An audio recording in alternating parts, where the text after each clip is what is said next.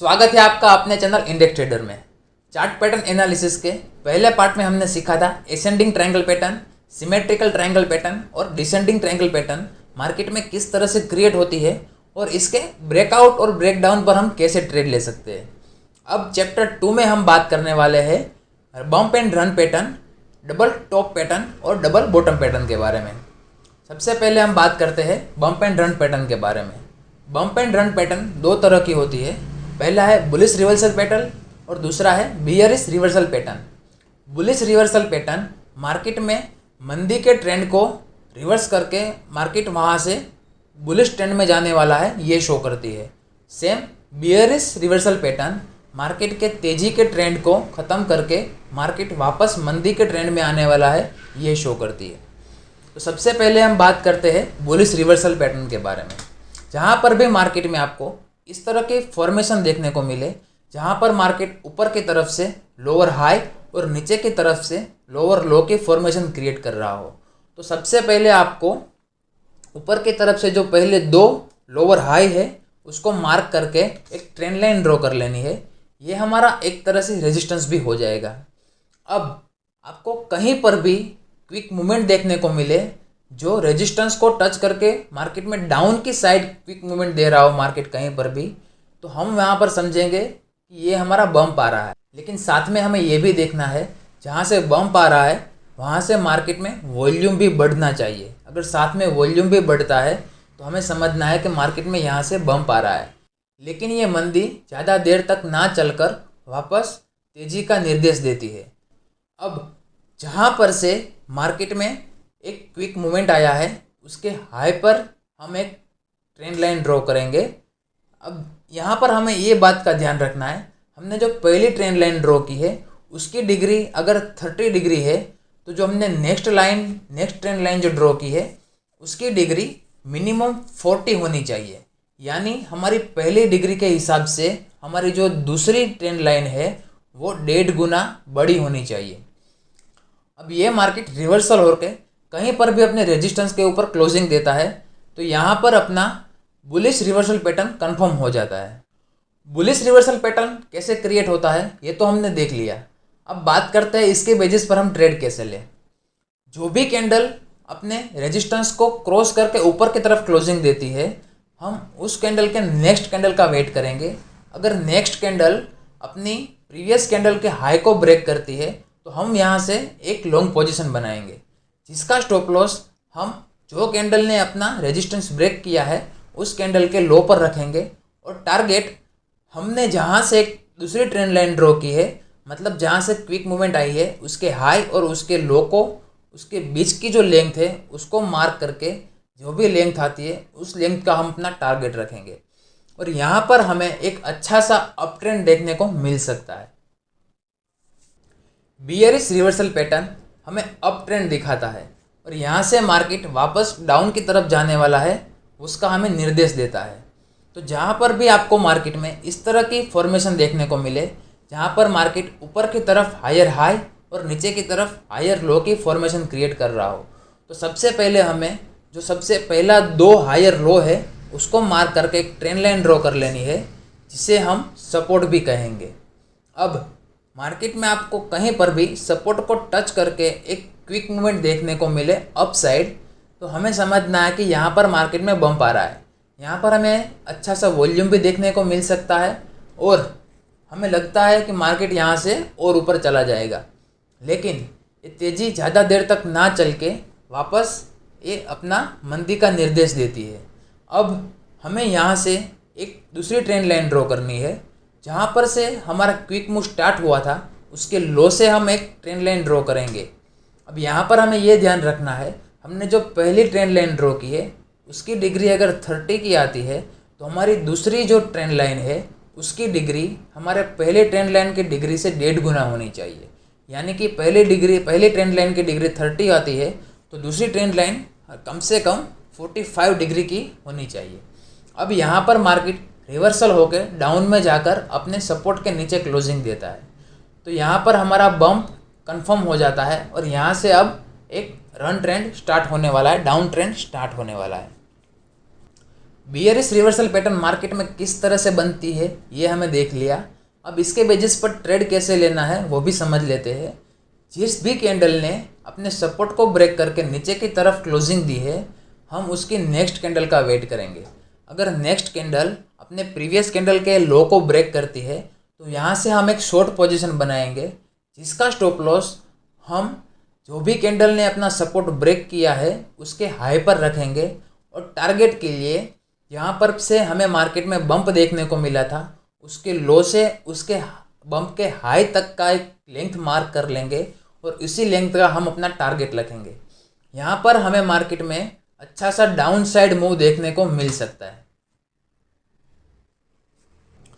चलिए अब बात करते हैं डबल बॉटम पैटर्न के बारे में। डबल बॉटम पैटर्न को बुलिश रिवर्सल पैटर्न भी कहा जाता है, क्योंकि डबल बॉटम पैटर्न में एक डाउन ट्रेंड खत्म होकर एक नया अप ट्रेंड स्टार्ट होता है। जहाँ पर भी मार्केट में आपको इस तरह के प्राइस एक्शन दिखे, जहाँ पर मार्केट डाउन ट्रेंड में पहले से ही चल रहा हो और नीचे आकर एक सपोर्ट पर होल्ड करता है, वहाँ से मार्केट थोड़ा सा ऊपर की तरफ जाता है और एक रेजिस्टेंस क्रिएट करता है। रेजिस्टेंस क्रिएट करने के बाद मार्केट वापस नीचे की तरफ आता है और जो पहला लो बनाया था, जो लोअर लो था जहाँ से मार्केट ने पहला सपोर्ट लिया था, उस प्राइस के आसपास थोड़ा सा ऊपर या थोड़ा सा नीचे एक दूसरा लो बनाता है। मैं ये नहीं कह रहा कि ये लो सिमिलर होना चाहिए, यहाँ पर दोनों प्राइस में 1-2% का डिफरेंस भी हो सकता है। अब वहाँ से मार्केट वापस ऊपर की तरफ जाकर अपने जो पहला हाई क्रिएट किया था उसको ब्रेक करता है। यहाँ पर आपको एक सिंपल सा डब्लू पैटर्न भी दिख रहा होगा। ये डब्लू पैटर्न में जहाँ पर भी आपको बीच में जो रेजिस्टेंस मार्केट ने लिया है, उस रेजिस्टेंस को होल्ड करके हम यहाँ से एक हॉरिजॉन्टल लाइन मार्क करेंगे। अब इस लाइन को या तो हम रेजिस्टेंस लाइन भी कह सकते हैं या फिर इसको हम नेक लाइन भी कह सकते हैं। अब ये मार्केट जहाँ से डबल बॉटम बनाने के बाद जो दो सपोर्ट लिया है उसको हम डबल बॉटम कहते हैं। डबल बॉटम बनाने के बाद अगर मार्केट कहीं पर भी इस नेक लाइन को क्रॉस करके कोई भी कैंडल इसके ऊपर क्लोजिंग देती है तो हमें यहाँ पर कंफर्म हो जाता है कि यहाँ पर मार्केट में डबल बॉटम पैटर्न क्रिएट हुआ है। तो इस तरह से मार्केट में डबल बॉटम पैटर्न क्रिएट होता है। अब बात करते हैं इसके बेस पर हम ट्रेड कहाँ पर ले, इसका स्टॉप लॉस कहाँ पर रखें। तो जिस भी कैंडल ने इसकी नेक लाइन को क्रॉस करके उसके ऊपर क्लोजिंग दी है, उस कैंडल के हाई पर से हम एक लॉन्ग पोजीशन बना सकते हैं, जिसका स्टॉप लॉस हम उसी कैंडल के लो पर रख सकते हैं या फिर जो अपना नेक्स्ट सपोर्ट आएगा उस पर भी रख सकते हैं, या फिर हम इसके पुल बैक का वेट करके इसके पुल बैक पर भी एक लॉन्ग एंट्री ले सकते हैं। इसके टारगेट के लिए जहाँ से पहली बार नेक लाइन को क्रॉस करके मार्केट ने नीचे की तरफ डाउन ट्रेंड दिखाया था, तो वहाँ से अपना पहला पॉइंट होगा और दूसरा पॉइंट जो पहला सपोर्ट लिया था मार्केट ने, वहाँ तक जो भी लेंथ आती है उस लेंथ का हम अपना टारगेट रखेंगे। मान लीजिए इस लेंथ में मार्केट ने 50 पॉइंट का डाउन मूवमेंट दिखाया है, तो यहाँ से हमारा टारगेट 50 पॉइंट का ही होगा। डबल बॉटम पैटर्न कुछ इस तरह से भी बन सकती है। ज़रूरी नहीं है कि जहाँ पर ये इतना सपोर्ट ले रहा है वो सेम ही लेवल का हो। कुछ पैटर्न इस तरह से भी बन सकती है। मैंने स्क्रीनशॉट आपको दिखा रहा हूँ, आप स्क्रीनशॉट देख लीजिए। अब बात करते हैं डबल टॉप चार्ट पैटर्न के बारे में। डबल टॉप चार्ट पैटर्न को बियरिश रिवर्सल पैटर्न भी कहा जाता है, क्योंकि जब भी मार्केट अप ट्रेंड में चल रहा हो तो वहाँ पर मार्केट एक डबल टॉप पैटर्न बनाकर वापस नीचे की तरफ आता है और वहाँ से डाउन ट्रेंड स्टार्ट हो जाता है। अब जहाँ पर भी आपको मार्केट में इस तरह के पैटर्न दिखे, जहाँ पर मार्केट अप ट्रेंड में चल रहा हो, ऊपर जाकर मार्केट एक रेजिस्टेंस बनाता है, बाद में यहाँ से मार्केट वापस नीचे आकर एक सपोर्ट लेता है और बाद में वापस ऊपर की तरफ चला जाता है, और जो पहला रेजिस्टेंस बनाया था उसी प्राइस के आसपास मार्केट कहीं दूसरा रेजिस्टेंस भी क्रिएट करती है। इस दोनों रेजिस्टेंस के प्राइस के आसपास 1-2% का डिफरेंस हो सकता है। अब मार्केट रिजेक्शन लेकर वापस डाउन की साइड आता है। यहाँ पर हमको एक बढ़िया सा एम पैटर्न दिखता है, इसीलिए इसको कई लोग एम पैटर्न भी कहते हैं। अब जहाँ पर मार्केट ने पहला सपोर्ट लिया था, उस सपोर्ट के आसपास हम एक हॉरिजॉन्टल लाइन मार्क करेंगे। इस हॉरिजॉन्टल लाइन को हम सपोर्ट भी कह सकते हैं, और इसको अगर कोई भी कैंडल ब्रेक करती है तो ये हमारा रेजिस्टेंस बन जाता है। तो जब भी मार्केट में आपको कहीं पर भी कोई भी कैंडल इस नेकलाइन को क्रॉस करके नीचे की तरफ क्लोजिंग देती है तो हमें समझ लेना चाहिए यहाँ पर हमारा डबल टॉप पैटर्न कंप्लीट हो चुका है। अब इसके बेसिस पर ट्रेड कैसे लेना है वो भी देख लीजिए।